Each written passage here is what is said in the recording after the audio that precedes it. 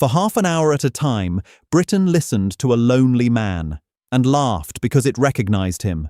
They knew his voice before they knew his full name. They knew his complaints, his small vanities, his hopes, and his quiet defeats.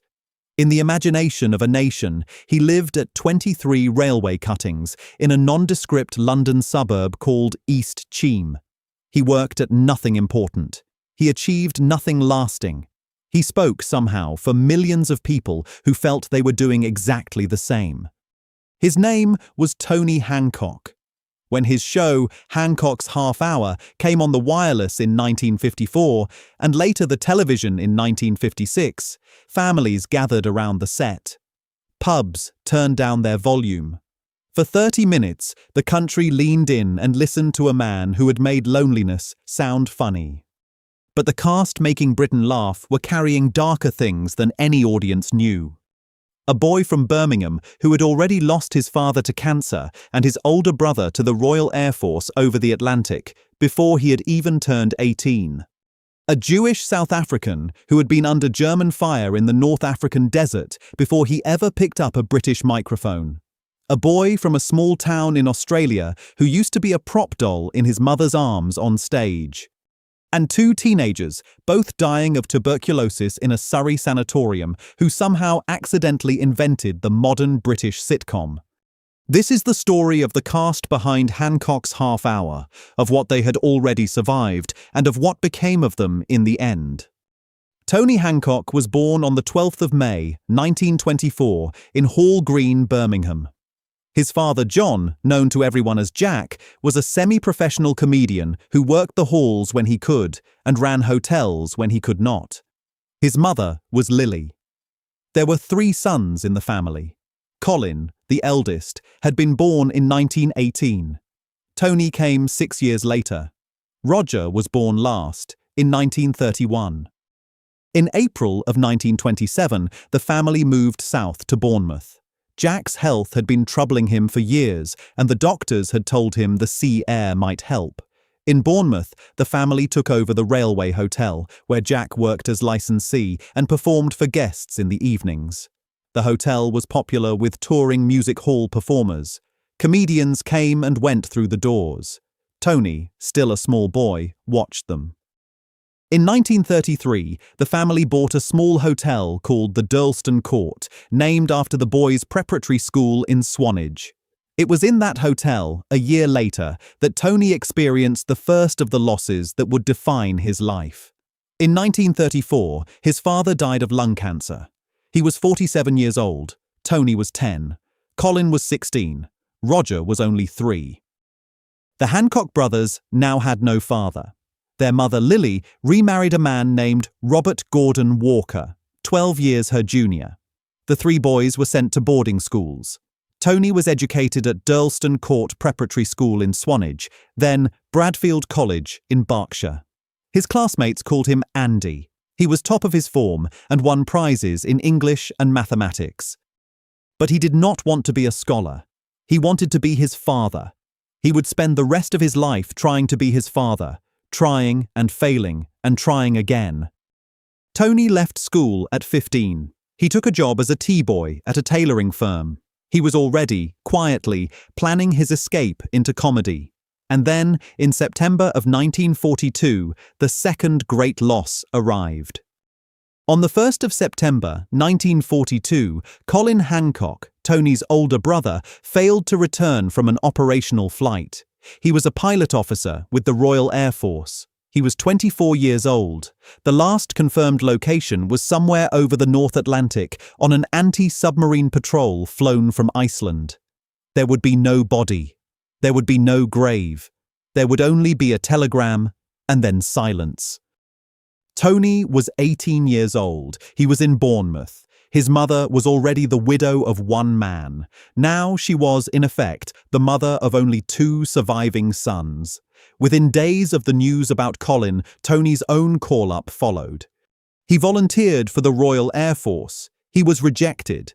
The medical officer had found conjunctivitis. The boy, who had just lost his brother to the Air Force, was told his eyes were not good enough to join it. He kept trying.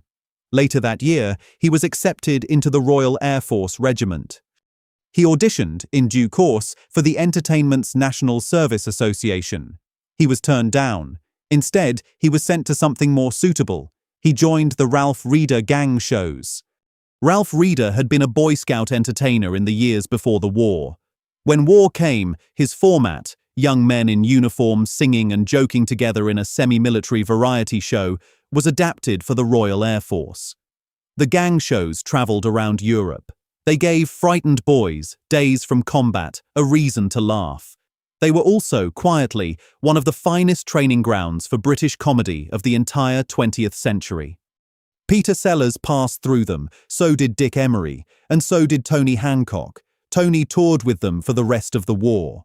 By the time he was demobilized in 1946, he had learned to work an audience of exhausted young men who had every reason not to laugh. It was, in its way, the perfect training for the audience he would spend the rest of his life trying to reach. He had lost his father to cancer. He had lost his brother to the war. He had spent 4 years learning to be funny in uniform. He was 22 years old. While Tony Hancock was learning comedy in uniform, 2 other young men were learning it in a hospital ward. Alan Simpson was born on the 27th of November, 1929, in Brixton, in South London. He left school at 17 and became a shipping clerk. That same year, 1947, he was diagnosed with tuberculosis. He was sent to the Milford Sanatorium near Godalming in Surrey. He spent 13 months there. He was, for much of that time, afraid he might not leave. Ray Galton was born on the 17th of July, 1930, in Paddington in West London. In 1948, he too was diagnosed with tuberculosis. He too was sent to the Milford Sanatorium.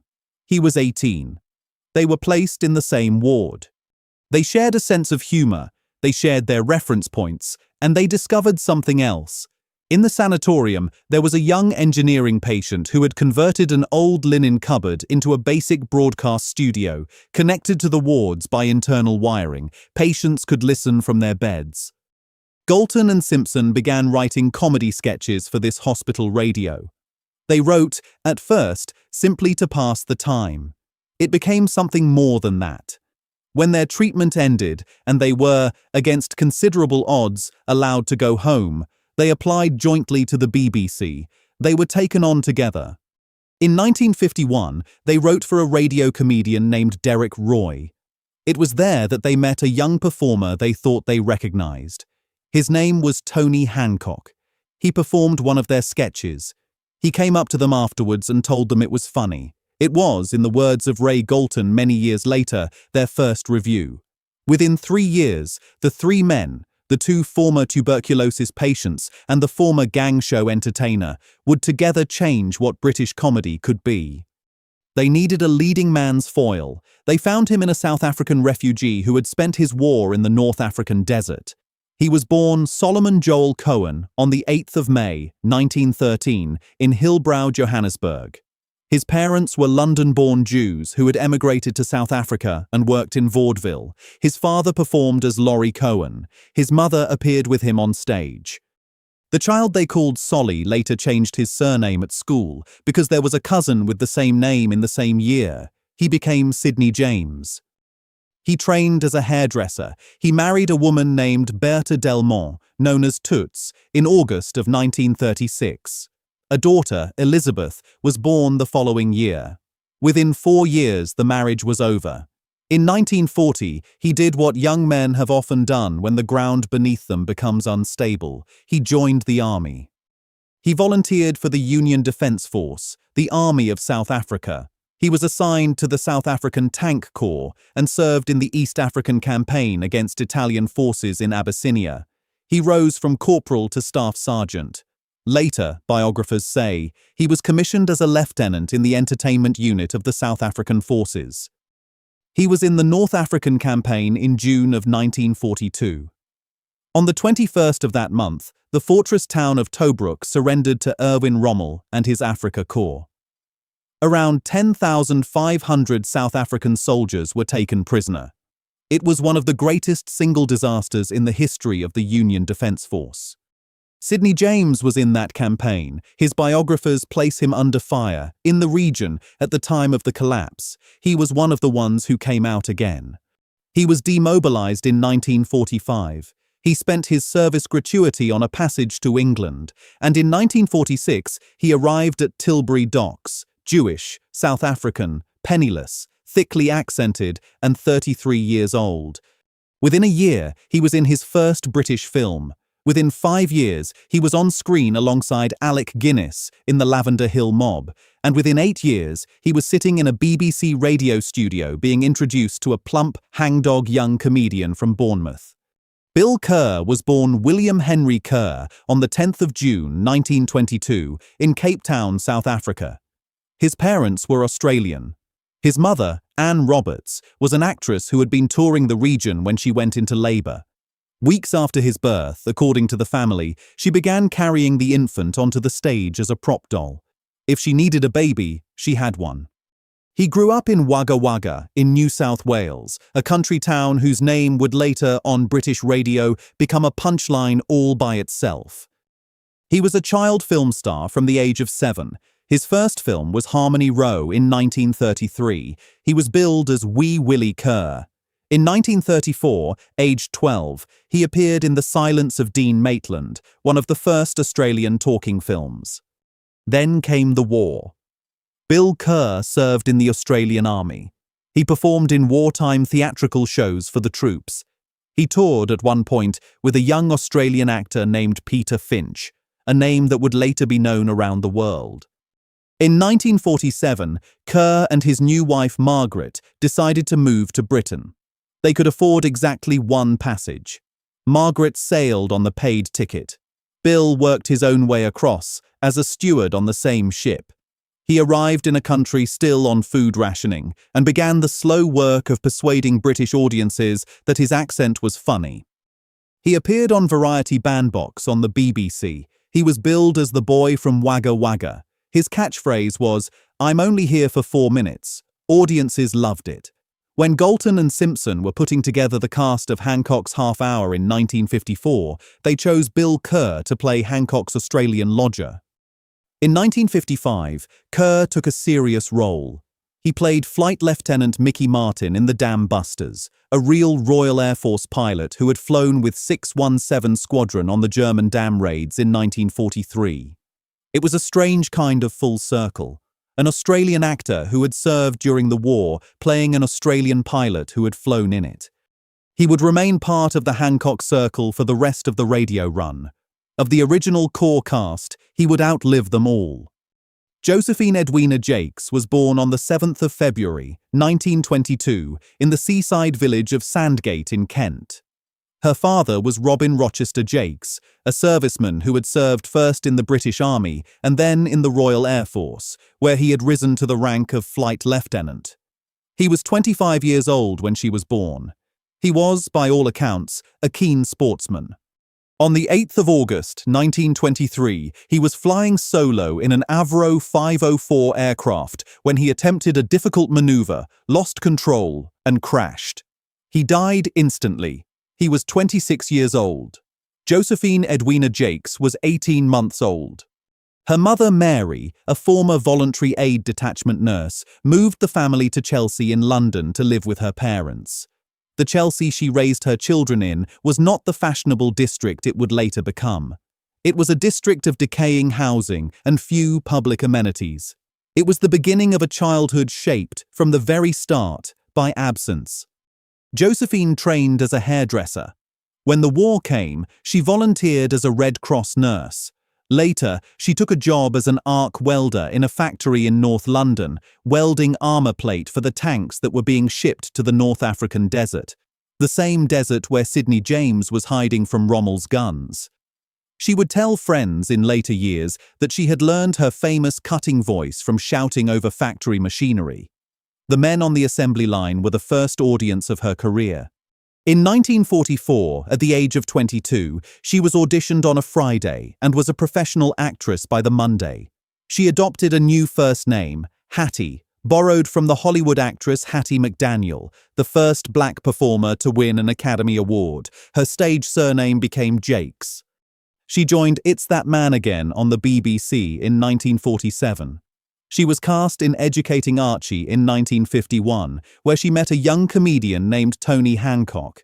In 1956, she was invited by Galton and Simpson to join Hancock's Half Hour on the radio, playing a Harroden secretary named Griselda Pugh.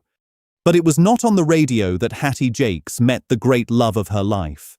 It was, quietly, at a London theatre in the summer of 1947.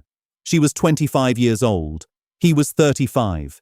His name was John Le Mesurier, and his life was already complicated. John Le Mesurier was born on the 5th of April 1912 in Bedford. His birth name was John Elton Le Mesurier Halleley. His father Charles was a solicitor from Suffolk. His mother Amy Michelle came from the Channel Island of Alderney, and her maiden name, Le Mesurier, was the one her son would eventually take for the stage. The surname rhymes with treasurer. Through his father, he was a second cousin of the writer George Orwell. It was a family, on both sides, of colonial civil servants, junior officers, and quiet Church of England eccentrics. He was expected to become a lawyer. He did not. He wanted to be an actor. His family was disappointed. His first wife was an actress named June Melville. They were married from 1938 to 1949. It was not, by any account, a happy marriage. When the war came, John Le Mesurier was called up into the British Army in 1940. He was commissioned into the Royal Tank Regiment as a captain and later posted to British India for the rest of the war. He would call it, in his own understated way, a comfortable war. When the war ended, he returned to acting.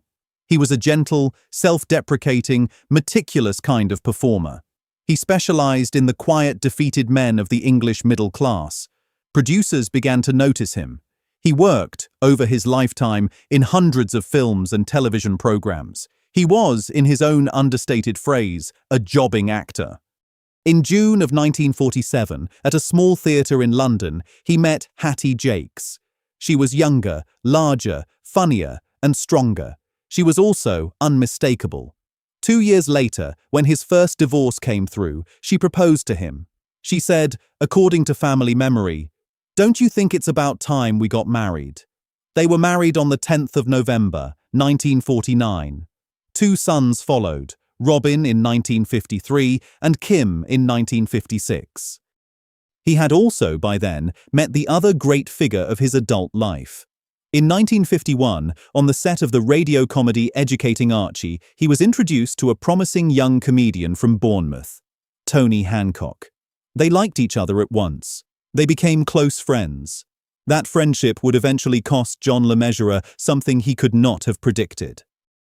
Hancock's Half Hour was first broadcast on the BBC Light programme on the 2nd of November, 1954. It ran for 6 radio series and 106 episodes. It rejected the variety show format that had dominated British radio comedy for a generation. Instead, it built its jokes out of one small pretend life, the life of a down-at-heel comedian in East Cheam. Around him gathered the others: Sid James, the streetwise older friend; Bill Kerr, the innocent Australian lodger; Kenneth Williams, the man of the funny voices; Hattie Jacques, the Harroden secretary. It was a small comic universe, character-driven and painfully human. The listener was invited not to admire Hancock's success, but to recognize his failure. And a whole country did. In July of 1956, the show moved to television, still written by Galton and Simpson. Of the original radio ensemble, only Sid James transferred as a regular. Kenneth Williams and Hattie Jacques would make television appearances, but not as fixtures. Bill Kerr stayed on the radio. By the late 1950s, Tony Hancock was one of the most famous comedians in Britain. He won BAFTA's Light Entertainment Artist Award twice, in 1957 and again in 1959. Then, in 1960, Hancock made a decision that would define the rest of his life. He announced he would no longer work with Sid James. He wanted, he said, a more realistic kind of humour.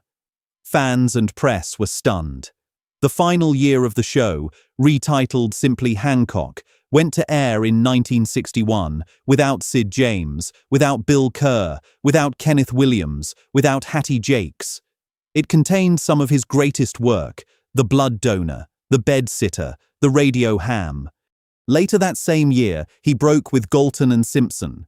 He wanted total control. He left the BBC for the commercial channel. It never quite worked again. He had fired everyone who had made him great. The tragedy of Tony Hancock was not simply that he became lonely on screen. The tragedy was that he had spent his whole career playing loneliness, and then, one relationship at a time, made himself lonely in real life. Joan Long was born on the 3rd of July, 1931. She grew up in the seaside town of Ramsgate in Kent. By the early 1960s, she was working at a London club, and it was there, in 1963, that she was introduced to a quiet, gentle actor whose second marriage was already in serious trouble. His name was John Le Mesurier. They were married in March of 1966. A few months later, John Le Mesurier flew to Paris to film a spy comedy called Where the Spies Are alongside David Niven. His best friend, Tony Hancock, had been struggling. His second marriage to Freddie Ross was breaking down. His drinking was heavy and constant. He had been staying on and off at the Le Mesurier home. While John Le Mesurier was in Paris, Tony Hancock began a relationship with Joan. When John came home, Joan told him, his response was almost impossibly gentle. He forgave her. He forgave Tony. He remained friends with both. In his own understated way, he later called Hancock a comic of true genius who was also a tormented and unhappy man. Joan left John. She moved in with Tony Hancock. The next 18 months were, by every account she later gave, the worst of her life. Hancock's alcoholism had by then reached a point where the man he was in the mornings was not the man he became after dark. Joan's later account, published in a book in 1988, described the relationship as verbally and physically damaging. There were repeated failed rehabilitations. At one point, in a moment of private crisis, Joan attempted to end her own life. She survived. She realized she could not stay. She returned to John Le Mesurier. He took her back. None of this can be reduced to villain and victim. Joan was not simply a temptress. Hancock was not simply a tortured genius. John was not simply a fool. It was a private crisis involving three adults who had known each other well. His pain was real. So was the pain he caused. Joan Le Mesurier would live for another 53 years. She died on the 9th of July, 2021, at the age of 90. But the damage of those 18 months would follow her for the rest of her life.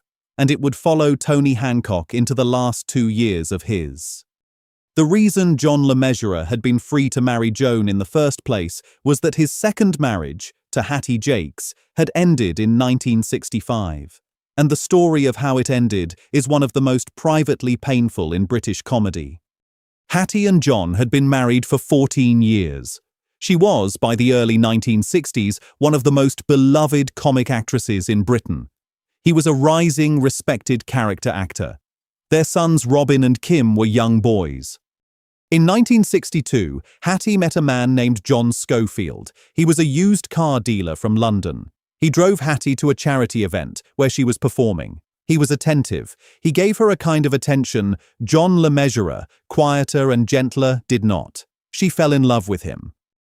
In 1963, in an act that shocked their friends, Hattie moved John Schofield into the family home. Le Mesurier retreated to the spare bedroom. He hoped, for the sake of the two boys, that the situation would somehow resolve itself. In February of that year, the television program This Is Your Life ambushed Hattie during a rehearsal. John Le Mesurier appeared as her loving husband on air, speaking warmly about her and about how the home came first in her life. Everyone in the cast knew the truth. The audience did not. It was, for those who knew, one of the most excruciating half hours of British television ever broadcast. In 1965, the divorce was filed, and Le Mesurier did something extraordinary. In the England of the 1960s, a woman named as the guilty party in a divorce could see her career destroyed. so Mesurier volunteered to be named as the adulterer himself. He was not one, Hattie was, but he took the public blame to protect her. In 1966, Hattie went to Rome to film a picture with Peter Sellers. John Schofield went with her, and in Rome, John Schofield began a relationship with an Italian heiress. He left Hattie. He did not come back. Hattie was 44 years old. Her marriage was gone. Her lover was gone. She began to eat for comfort. She never quite recovered from that period. The comedy of Hancock's Half Hour had been built on the misfortunes of a fictional man in East Cheam. The reality behind the scenes was the collapse of a marriage over a used car dealer, a husband taking the public blame to protect his wife, and a nation watching one of the most painful editions of This Is Your Life ever broadcast. Nobody laughed at what was really happening. That was the joke. By December of 1967, Tony Hancock was 43 years old and running out of options. He had broken a rib in a drunken fall. He had contracted pneumonia while recovering from it. His career, once the biggest in British comedy, had been in freefall since he had fired the writers who had made him great. His second marriage to Freddie Ross had reached decree nisi shortly before his death, but had not yet been finalised. In March of 1968, he arrived in Australia. He had signed a contract with the Seven Network for a 13-part television series. He wanted, he told friends, to start again, to build his career from the other end of the world. On the 25th of June 1968, Tony Hancock was found dead in his flat in Bellevue Hill in Sydney. He had died alone. He was 44 years old. There was an empty vodka bottle. There were pills. There were several handwritten notes. One of them contained, among other things, the line, "Things just seem to go too wrong too many times." That was, in the end, all the explanation he could give. His ashes were flown home to England by the satirist Willie Rushton, who had known Hancock personally. He carried the coffin on the plane himself. In due course, the ashes were buried at St Dunstan's Church in the village of Cranford, on the western edge of London. 14 months later, on the 8th of November, 1969, his mother Lily died. She had, according to friends, been heartbroken from the moment she was told. She was buried alongside him. The gravestone still stands in Cranford. It carries both their names, mother and son. The comedian Spike Milligan said of him years later only this: Tony Hancock had ended up on his own. He had, one by one, got rid of everybody else, and then, in the end, he had got rid of himself. He had cleared the streets of Britain every Friday night. He had won 2 BAFTAs. He had performed for millions of people who felt they knew him personally. But in a rented flat in Sydney, in the middle of an Australian winter, 6 weeks before his 45th birthday, Tony Hancock died alone. The boy from Birmingham had lost his father to cancer, his brother to the Royal Air Force, and finally his own life to a bottle and a handful of pills. 14 months later, his mother followed him. The others, for a time, carried on. Sid James, freed from the shadow of Hancock, entered the most commercially successful period of his life. He appeared in 19 carry-on films between 1960 and 1974. From 1971 to 1976, he starred in the sitcom Bless This House. His laugh, that unmistakable, mischievous Cockney laugh, became, if anything, more famous after Hancock's death than before it. Hattie Jacques kept working. Sykes ran for 30 years. Her carry-on matrons, headmistresses, and pillars of respectability made her one of the most beloved comic actresses of her generation. John Mesurier found a role that would define his final years. In 1968, he was cast as Sergeant Wilson in Dad's Army. He remained in the role until the show ended in 1977. He was, by then, one of the quiet national treasures of British screen. Bill Kerr returned to Australia in 1979. Kenneth Williams became a national eccentric, a chat show favourite. For a while, the Hancock circle held together in its own way, without him, but the sudden endings were not finished with them. In April of 1976, Sid James was 62 years old. He was on a stage tour of a comedy called The Mating Season, written by the Northern Irish playwright Sam Cree. His health had been fragile since a massive heart attack in 1967 during the filming of a Carry On picture. He had given up cigarettes and taken up the pipe. He had lost weight. He had cut down on drinking. He was, in his early 60s, a man who felt older than his years. Friends had begged him not to go on the Northern tour. Barbara Windsor later said he had looked ill, unhappy, and reluctant to travel. He went anyway. The opening performance of the mating season at the Sunderland Empire Theatre was on the 26th of April, 1976. In the middle of a scene, seated on a sofa with his co-star, Sid James suffered a massive heart attack. His co-actress on the stage that night was Olga Lowe, an old friend from his South African days. She was expecting him to reply to her lines. He did not. His head had slumped. His eyes had rolled back. She thought at first that he was playing a practical joke. She later recalled, "I thought it was a gag. Well, you would with Sid. He was such a rascal." She ad-libbed. She tried again. There was still no reply. She realized finally that something was seriously wrong and moved to the wings to seek help. The technical manager called for the curtain to close. He asked from the front of the stage whether there was a doctor in the audience. The audience laughed. They believed it was still part of the show. A doctor did in fact come forward. But Sid James was already in a coma. An ambulance was called. He was pronounced dead on arrival at Sunderland General Hospital. He was 62 years old. At the time of his death, he had been negotiating a 7th and 8th series of Bless This House, another Bless This House feature film, and a variety television special. He had been busy. He had been popular. He had, in his final radio interview 5 weeks earlier, been cheerful, relaxed, and looking forward. The Cockney refugee from Johannesburg, who had escaped Rommel's guns in the desert, had spent 25 years making Britain laugh. In his final moments, an audience full of people believed the joke. On the 6th of October, 1980, Hattie Jacques died in her sleep. She had spent the weekend at home, on a break from hospital. Her heart, at 58, had finally given out. There is a small, private detail that history has recorded quietly. Her younger son, Kim, died on the 6th of October, 1991, exactly 11 years to the day after his mother. He was 35. 3 years after Hattie died, in November of 1983, John Le Mesurier died. His cirrhosis of the liver, diagnosed in 1977, had finally overtaken him. He died at Ramsgate Hospital, aged 71. Joan was by his side. They had reconciled long before. They had been quietly happy. Before his death, he had written his own obituary. In an act of gentleness that was entirely characteristic, he had asked the Times to print only that he had conked out in November and would sadly miss his family and friends. The newspaper duly printed it.